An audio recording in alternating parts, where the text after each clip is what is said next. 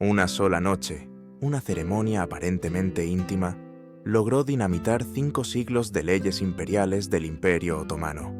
No se trató de un simple enlace conyugal, sino de un verdadero golpe de Estado, envuelto en sedas, perfumes y rezos. Lo que ocurrió en Estambul en 1534 no fue un ritual de amor, sino una conspiración en la penumbra que cambió para siempre la historia de 3 continentes. Hürrem, la esclava de cabellos rojos, llegada desde las estepas de Ucrania, había esperado 13 años para transformar su lecho nupcial en un campo de batalla político. Y esa noche, con cada gesto y cada palabra, rompió uno tras otro los tabúes que mantenían en pie a uno de los imperios más poderosos del planeta. Para comprender la magnitud de lo sucedido, hay que recordar que el Palacio de Topkapi no era solo la residencia de un monarca, sino el corazón de un sistema que gobernaba desde Hungría hasta Yemen. Tras muros de mármol y jardines vigilados, se habían preservado reglas consideradas sagradas, intocables, que garantizaban la estabilidad del poder otomano. La primera de ellas, la regla de una concubina, un hijo, protegía el equilibrio dinástico e impedía que una sola mujer acumulara influencia desmedida. La segunda, aún más férrea, prohibía que un sultán se casara con una esclava. El matrimonio era un instrumento diplomático reservado solo a princesas libres de linajes extranjeros. La tercera establecía que ninguna mujer podía residir en Topkapi, el centro de gobierno, para evitar que los sentimientos interfirieran en las decisiones de Estado. La cuarta regulaba con exactitud los títulos femeninos, impidiendo que surgiera un rango que pudiera alterar la jerarquía establecida. Y la quinta, la más implacable, vetaba toda participación femenina en consejos de guerra, diplomacia o política. 5 tradiciones que habían sobrevivido más de 300 años, obedecidas incluso por los sultanes más despiadados. Desafiar una sola ya habría sido considerado suicidio político. Hürrem, en cambio, las quebró todas en una sola noche. Esa audacia equivalía a dinamitar los cimientos de la dinastía, y sin embargo el mundo la vería no como traidora, sino como la mujer que inauguró el sultanato de las mujeres, un período de casi 2 siglos en el que las verdaderas dueñas del poder se ocultaron tras velos y corredores oscuros. Imagina el contraste. Mientras los cronistas oficiales describían un imperio brillante, adornado por mezquitas majestuosas y ejércitos invencibles, en las alcobas de Topkapi se estaba reescribiendo la constitución invisible del poder otomano. Lo que los libros de historia callan es que detrás de Solimán el Magnífico, aquel que gobernaba rutas comerciales que unían Asia, África y Europa, se alzaba una voz femenina que susurraba decisiones de guerra y paz. Una mujer a la que nadie se atrevía a nombrar en público, pero que en privado dictaba el rumbo de millones de vidas. Aquella boda no fue una celebración romántica. Fue una revolución camuflada en ceremonia, un pacto sellado entre sudor y plegarias.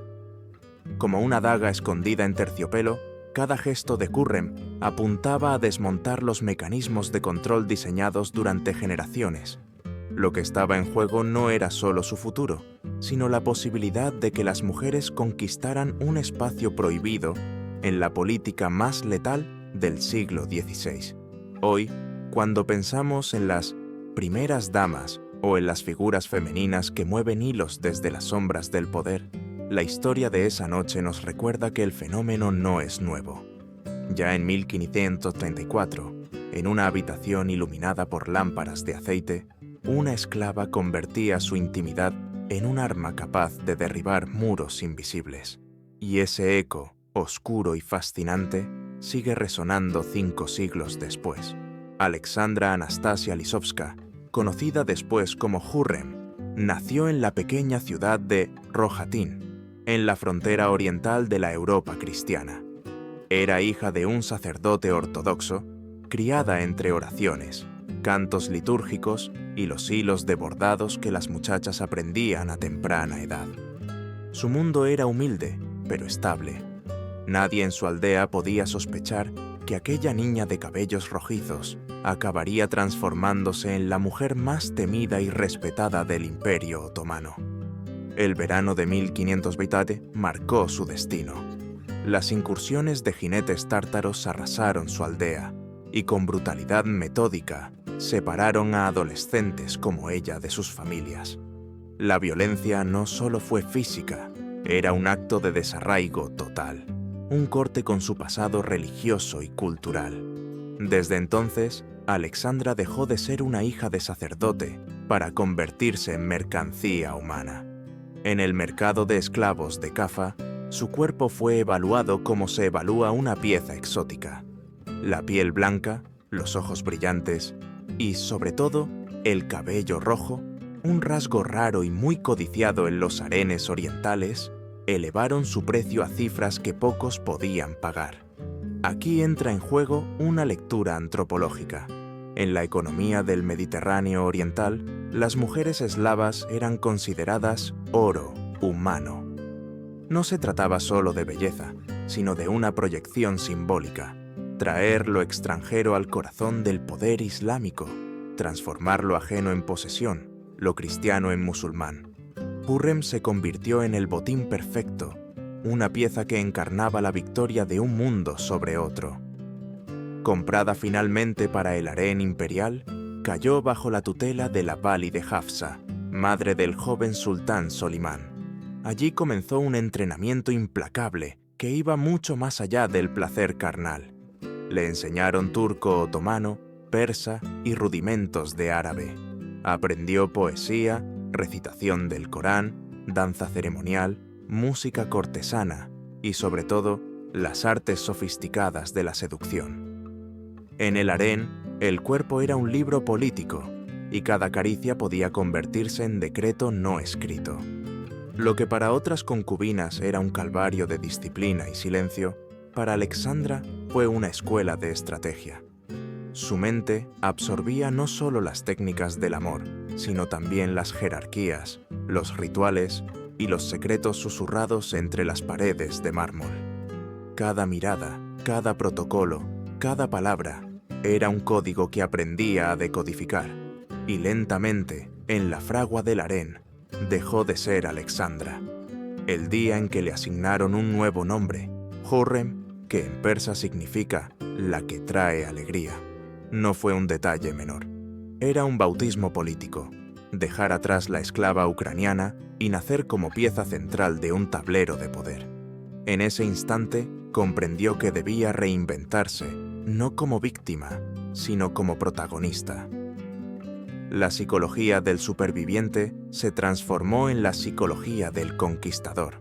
Si en Rohatyn su vida estaba destinada a ser la de una esposa de campesino, o como máximo, la de una mujer de clérigo, en Estambul las posibilidades se multiplicaban.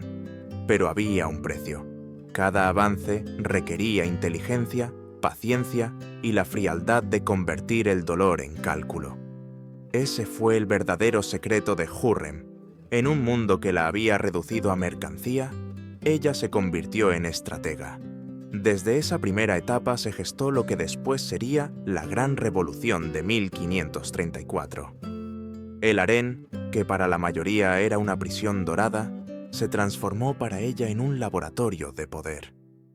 Allí aprendió que la obediencia podía ser fingida, que la dulzura podía ocultar dagas invisibles y que las caricias eran, a veces, más letales que un ejército entero. En la superficie era la que trae alegría. En el fondo, era la que prepara la tormenta. Solimán ascendió al trono en 1520 con apenas 26 años. Era un príncipe culto, formado en poesía, caligrafía, teología y arte militar.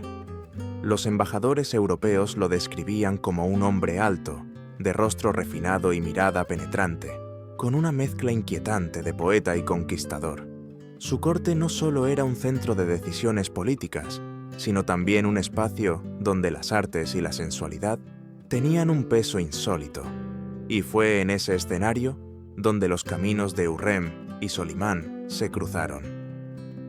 El encuentro de 1521 parece en la superficie el inicio de una historia romántica. En realidad, fue el principio de una guerra invisible. Mientras la tradición dictaba que cada concubina debía darle al sultán un solo hijo, para luego retirarse del lecho imperial y dejar espacio a otras mujeres, Hürrem rompió la regla desde el primer momento. Dio a luz a Mehmed en 1521, luego a Mihrimah en 1522, a Selim en 1524, a Bayezid en 1525 y más tarde a Abdullah y a Cihangir. 6 hijos en total, un hecho sin precedentes que sacudió el equilibrio del harén. Cada nacimiento fue un desafío calculado. La norma una concubina, un hijo, no era un capricho. Era un mecanismo de control para impedir que una madre acumulara demasiado poder dinástico. En un sistema donde la maternidad equivalía a influencia política, esa tradición mantenía la balanza entre diferentes facciones. Hürrem la destruyó con fría determinación, multiplicando herederos y asegurando que su linaje fuera imposible de ignorar. Los eunucos del harén murmuraban con inquietud. Los visires advertían que aquello abría la puerta a una guerra sucesoria sangrienta.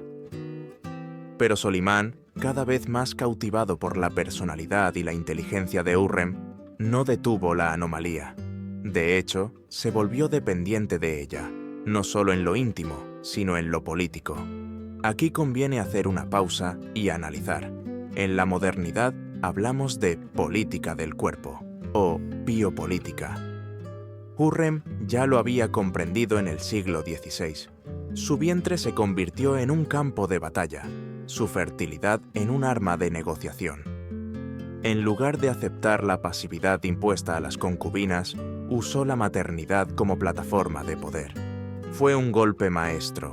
Al inundar la corte de hijos suyos, desplazó a Mahidevran y a su hijo Mustafa, el heredero natural por primogenitura. La psicología de Solimán también merece atención.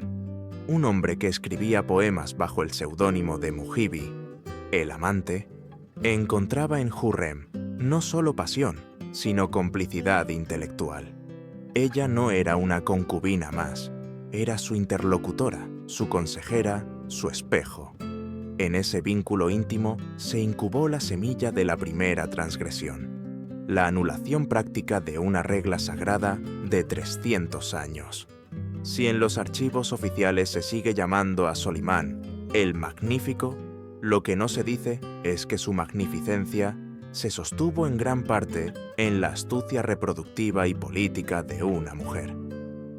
Hürrem entendió antes que nadie que la maternidad en ese contexto era más poderosa que cualquier ejército, y en ese sentido, su vientre fue el verdadero arsenal que dinamitó la primera de las 5 tradiciones. La historia de esa década nos muestra una verdad perturbadora. Los imperios no solo se deciden en los campos de batalla o en los consejos de guerra, sino también en las alcobas, en los silencios nocturnos y en los cuerpos de mujeres que convirtieron la intimidad en política de Estado. Hürrem había abierto la grieta, y lo que vendría después sería aún más radical. En el Imperio Otomano, ningún sultán desde el siglo XIV había osado casarse con una esclava. El matrimonio imperial era un instrumento político.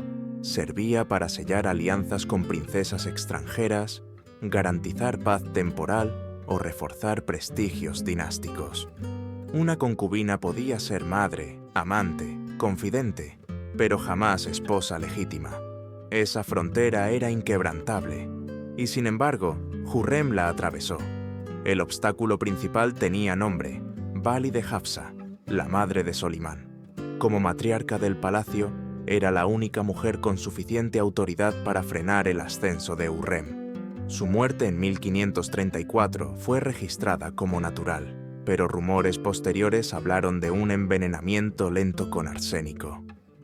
En la corte otomana, donde los venenos eran armas comunes y discretas, la coincidencia resultó demasiado conveniente. Con la Valide fuera del tablero, la resistencia femenina más poderosa desapareció de golpe. El siguiente obstáculo era Ibrahim Pasha, gran visir y amigo íntimo de Solimán. Ibrahim veía a Hurrem con desconfianza, temía su influencia y la consideraba una amenaza para la estabilidad del imperio.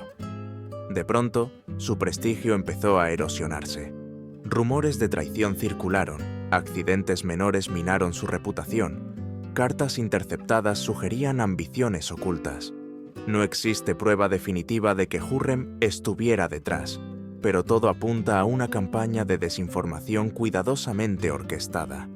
Al mismo tiempo, Hurrem jugaba con la psicología del sultán. Alternaba fragilidad con devoción, lágrimas con lealtad absoluta. En momentos precisos, insinuaba retirarse del palacio, sabiendo que Solimán ya era emocionalmente dependiente de ella. Creaba un dilema imposible. Perderla significaba hundirse en vacío afectivo. Conservarla exigía desafiar la tradición. El sultán, atrapado entre amor y deber, eligió lo primero. Este episodio puede leerse también desde la filosofía política. Carl Schmitt diría siglos después que el soberano es aquel que decide sobre la excepción. Al casarse con Hurrem, Solimán declaró un estado de excepción íntimo, que se volvió norma. Lo que parecía un gesto privado fue en realidad la redefinición de la ley imperial. El protocolo matrimonial se preparó con sigilo. Primero, Hurrem fue liberada jurídicamente de su condición de esclava mediante un documento imperial.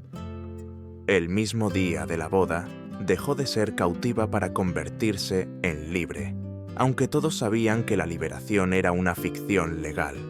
Después, se diseñó un ritual híbrido que mezclaba tradición islámica y simbolismo bizantino, creando un precedente sin referencias en la historia otomana. La corte quedó escandalizada. Una mujer que había llegado como botín de guerra se transformaba en esposa legítima del hombre más poderoso de su tiempo. El matrimonio no fue solo un triunfo personal, fue la demolición de la segunda ley sagrada. Y aquí conviene detenerse en una reflexión contemporánea. En nuestras sociedades, cuando una figura rompe barreras de clase o de origen, suele celebrarse como símbolo de meritocracia. Pero en el siglo XVI, la ascensión de Hurrem fue percibida como una amenaza, una distorsión que ponía en riesgo el equilibrio político. Lo fascinante es que, 5 siglos después, seguimos debatiendo lo mismo. ¿Hasta qué punto es legítimo que el amor personal de un líder se convierta en política de Estado? La boda de Solimán y Hurrem, envuelta en esplendor pero marcada por el secreto, fue la segunda daga en el corazón de la tradición otomana. Una vez que la unión se consumó, nada volvería a ser igual. Según las leyes no escritas de la dinastía, ninguna mujer podía residir en el palacio de Topkapi. Ese lugar era el corazón político del imperio. Allí se reunía el diván. Allí se decidían guerras, tratados, impuestos y ejecuciones. Mantener a las mujeres fuera de esos muros era un modo de separar la pasión de la razón de Estado. Hurrem destruyó esa barrera con una maniobra tan astuta como inquietante. La versión oficial hablaba de un incendio que había dañado seriamente la vieja residencia del harén. Era la excusa perfecta para trasladar a Hurrem al centro mismo del poder, junto al sultán. Sin embargo, los arquitectos imperiales nunca encontraron pruebas sólidas de aquel fuego. Todo indica que fue un pretexto inventado, una cortina de humo para legitimar lo que en realidad era una revolución silenciosa, la mudanza definitiva de la favorita al palacio donde se gobernaba el mundo otomano. Una vez instalada en Topkapi, Hurrem transformó el espacio a su favor. Desde sus aposentos podía observar las reuniones del consejo a través de ventanas enrejadas diseñadas especialmente para ella. Pasadizos secretos la conectaban con los salones donde Solimán discutía asuntos de Estado. Incluso existían dispositivos acústicos rudimentarios que amplificaban las voces y le permitían escuchar deliberaciones clave. Topkapi se convirtió en una especie de panóptico inverso. No era el soberano quien vigilaba, sino la consorte quien espiaba desde las sombras. Los visires comenzaron a sospechar. Cada conversación, cada gesto, podía ser observado por agentes de Hürrem. El miedo se propagó. ¿Quién estaba informando? ¿Hasta dónde llegaban sus oídos? Esa paranoia alteró la dinámica del poder. Funcionarios que antes hablaban con franqueza se volvieron cautos, medidos, casi teatrales en sus intervenciones.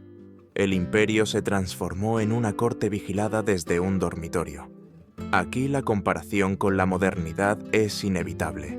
Michel Foucault describió siglos después la lógica del panóptico, un sistema de vigilancia que disciplina a los individuos, porque nunca saben si están siendo observados. Hürrem aplicó esa lógica en el siglo XVI. No necesitaba estar presente en cada discusión. Bastaba con que existiera la sospecha de su mirada para condicionar el comportamiento de toda la corte. El traslado a Topkapi no fue solo un cambio de residencia, fue la tercera ruptura de las leyes sagradas, y tuvo un efecto devastador. Por primera vez en la historia otomana, lo doméstico y lo político se fundieron en un mismo espacio. La alcoba del sultán y la sala del consejo quedaron a pocos pasos de distancia, unidas por túneles secretos. El amor, la traición y la diplomacia comenzaron a compartirse en un mismo aire.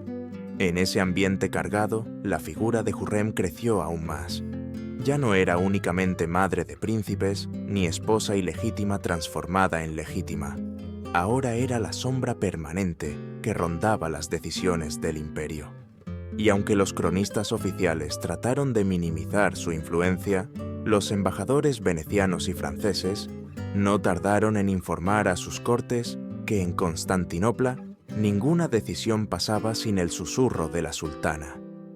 Con el traslado a Topkapi, Hürrem demostró que el espacio físico también es poder.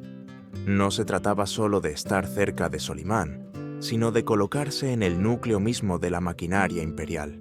Y desde ese núcleo, con paciencia venenosa, preparaba la siguiente transgresión, la invención de un título que jamás había existido.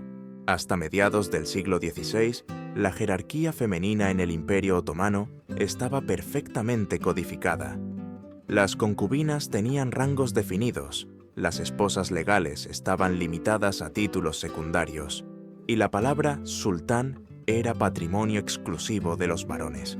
Hürrem rompió esa arquitectura simbólica creando algo que no existía, el título de Haseki Sultán.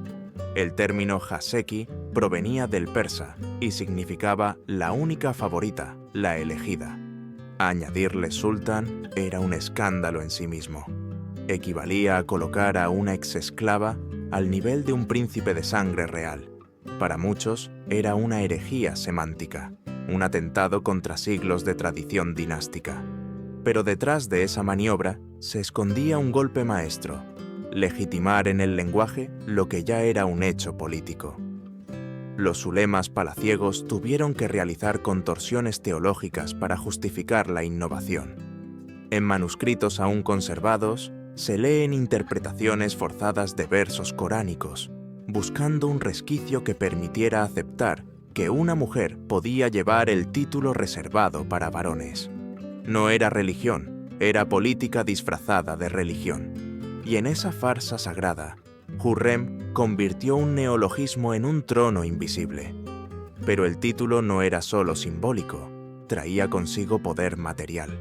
Como Haseki Sultán, Hürrem recibió asignaciones económicas colosales, 2000 akçes diarios, una suma que superaba los ingresos de muchos gobernadores provinciales. Ese dinero le permitió financiar obras que rivalizaban con las de los propios sultanes: mezquitas, hospitales, madrasas, comedores públicos. Cada construcción llevaba su nombre y proyectaba su influencia más allá de los muros del palacio. El caso más emblemático fue su complejo en Estambul, con mezquita, escuela coránica y cocina para pobres.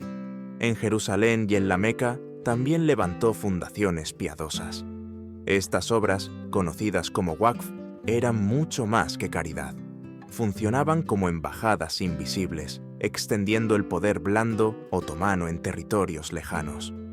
Hürrem entendió que un plato de comida ofrecido en nombre de la sultana podía ser tan eficaz como un ejército, marchando bajo la bandera del sultán. En la práctica, su nuevo rango transformó la cultura palaciega.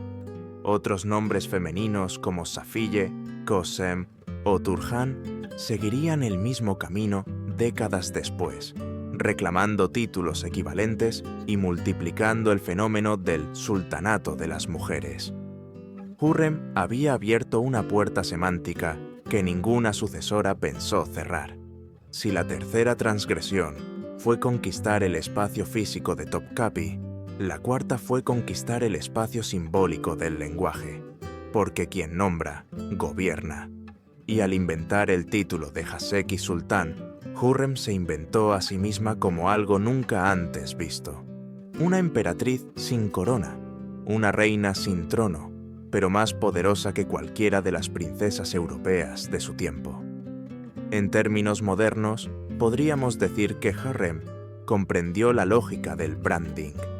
Transformó su identidad en una marca política, revestida de legitimidad religiosa y magnificencia arquitectónica. Y como toda marca fuerte, sobrevivió más allá de su propia muerte. La corte quedó dividida entre quienes la veneraban como la madre de un nuevo orden y quienes la odiaban como una impostora peligrosa. Pero lo cierto es que nadie pudo ignorarla. El título que ella misma fabricó se convirtió en institución, y con ello, la cuarta de las 5 leyes sagradas había caído. La quinta regla era la más sagrada de todas. Ninguna mujer podía participar en los asuntos del Estado. Las concubinas existían para dar herederos y complacer al sultán, nunca para discutir tratados ni influir en decisiones de guerra. Esa frontera, rígida como el acero, fue pulverizada por Hürrem con una paciencia letal. Desde sus aposentos en Topkapi, tejió una red de espionaje y lealtades que rivalizaba con la inteligencia oficial del imperio. Eunucos de confianza, concubinas menores situadas estratégicamente, sirvientes comprados con oro. Cada pieza transmitía información directamente a la sultana. Gracias a esa telaraña, Hürrem sabía lo que cada visir planeaba antes incluso de que lo comentara en el diván.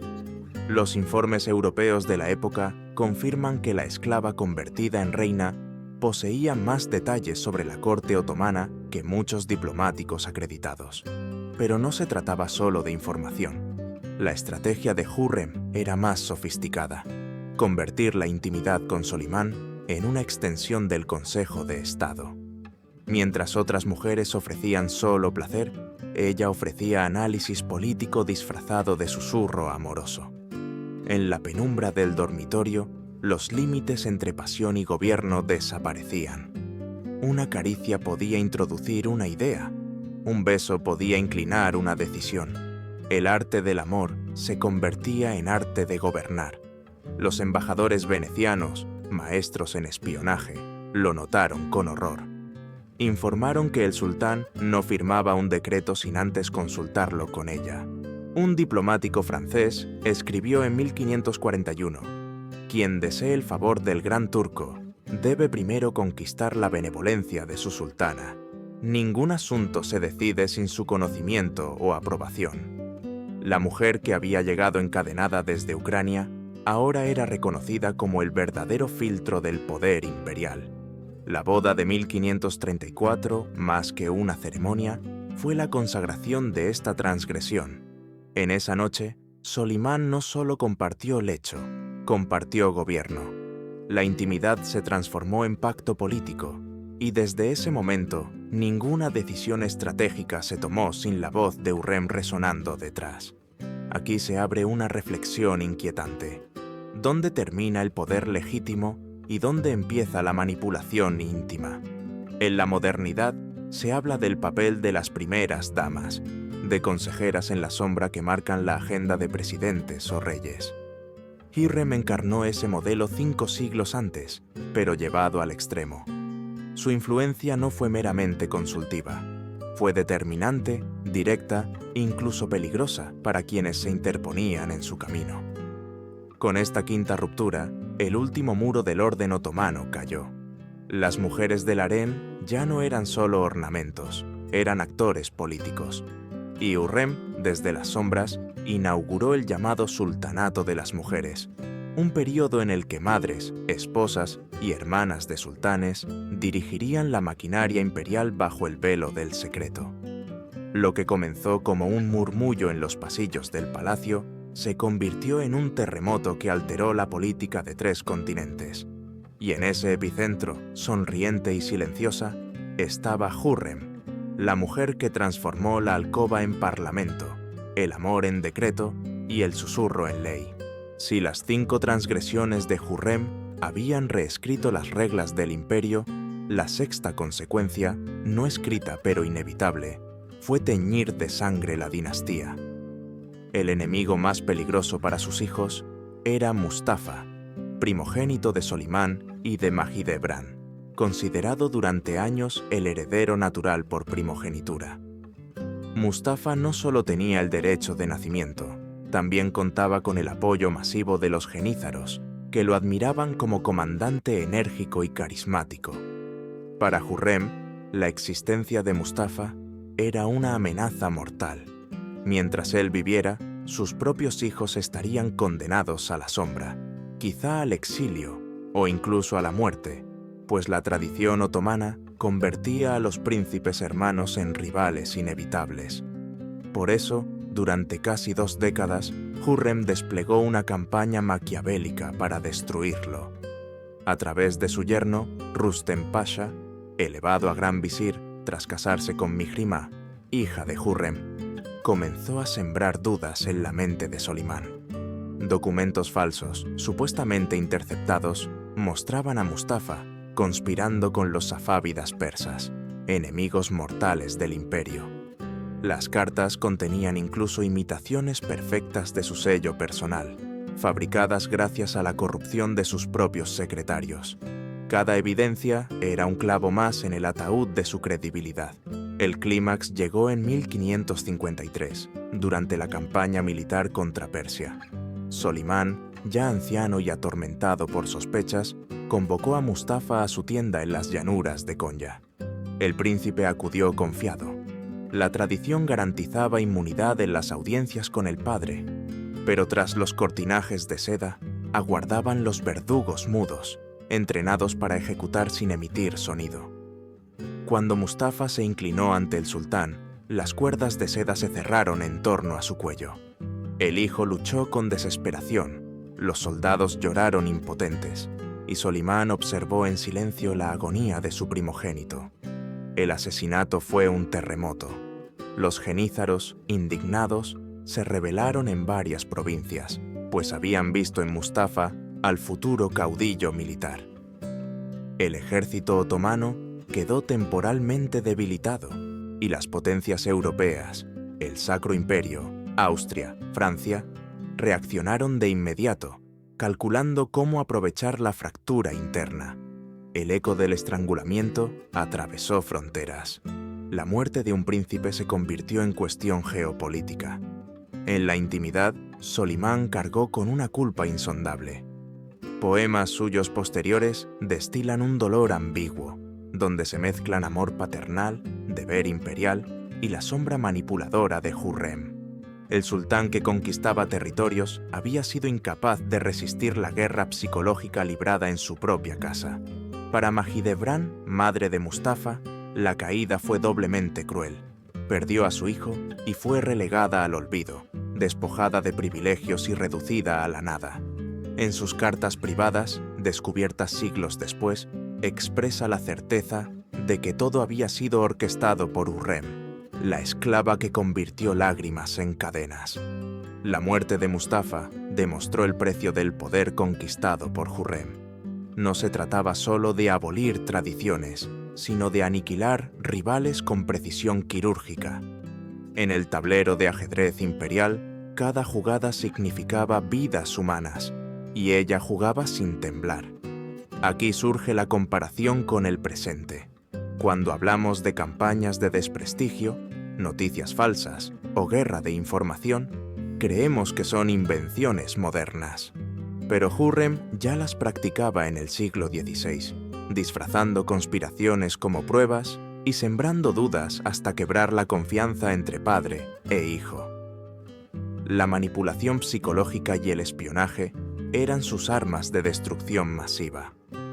El estrangulamiento de Mustafa no solo selló el destino de una familia, también mostró al mundo que en el Imperio Otomano la verdadera lucha no siempre estaba en los campos de batalla, sino en las alcobas, en los pasillos secretos y en los susurros que decidían quién viviría y quién moriría.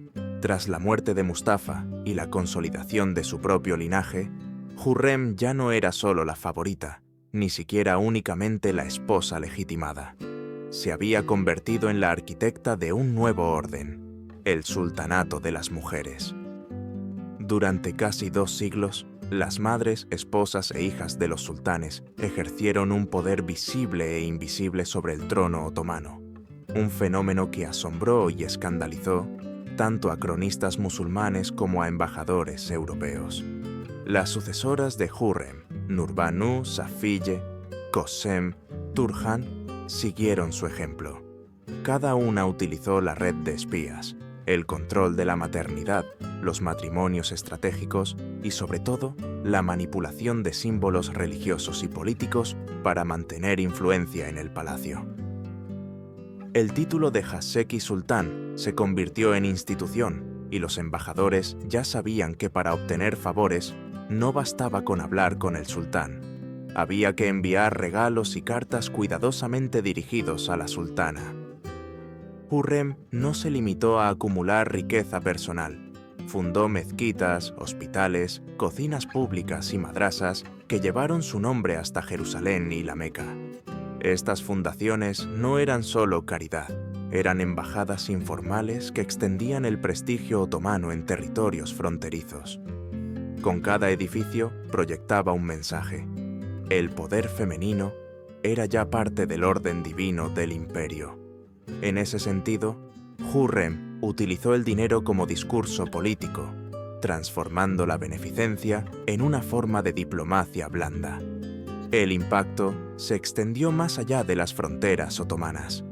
En Europa, reinas y consortes comenzaron a observar con envidia y temor el nivel de influencia que las mujeres alcanzaban en Constantinopla. Algunas, como Catalina de Médici en Francia, desarrollaron estrategias paralelas para gobernar desde la sombra, aunque en contextos distintos. La idea de que una mujer podía dirigir imperios sin portar corona dejó de ser impensable. Sin embargo, aquí surge la pregunta inevitable. ¿Fue Hürrem una precursora del feminismo o solo una manipuladora excepcional que utilizó el sistema en beneficio propio? La respuesta es ambivalente. Por un lado, actuó movida por intereses dinásticos, asegurar el poder de sus hijos, desplazar rivales, acumular privilegios, pero al hacerlo, abrió puertas que ninguna mujer antes había cruzado. El precedente que instauró permitió a otras acceder a espacios vedados, aunque el precio fuera intrigas, sangre y conspiraciones. El mausoleo de Hürrem, erigido junto a la mezquita que ella misma mandó construir, todavía guarda inscripciones en árabe, turco y persa que exaltan su memoria. Es un monumento paradójico. Celebra a una mujer que llegó como esclava y murió como soberana. Solimán, devastado por su pérdida en 1558, ordenó que ninguna otra consorte volviera a ocupar sus aposentos en Topkapi. Era un reconocimiento silencioso de que ninguna podría igualar su sombra. En el análisis moderno, Hürrem aparece como figura compleja, ambigua y perturbadora. Encarnó la capacidad de transformar la intimidad en política, de convertir el deseo en decreto, de usar la vulnerabilidad como arma y la fe como disfraz. Su legado es incómodo porque mezcla emancipación femenina con manipulación despiadada, ascenso social con eliminación de rivales, mecenazgo cultural con conspiraciones letales. Hoy, cuando discutimos sobre el poder de las primeras damas, de las consejeras invisibles, de las mujeres que influyen en las élites sin ocupar cargos formales, el eco de Hürrem resuena con fuerza. Ella demostró que incluso los sistemas más rígidos podían quebrarse desde dentro, no con ejércitos ni con leyes, sino con inteligencia, paciencia y una comprensión profunda de la psicología humana. La noche de bodas de 1534 fue mucho más que un episodio íntimo. Fue el inicio de una revolución que duró siglos, y aunque Hürrem descansa bajo mármol y caligrafías sagradas, su sombra sigue viva en cada debate sobre poder, género y ambición. Fue esclava y fue reina, víctima y verdugo, santa y demonio. Fue, en definitiva, la mujer que convirtió la alcoba en trono y la pasión en imperio.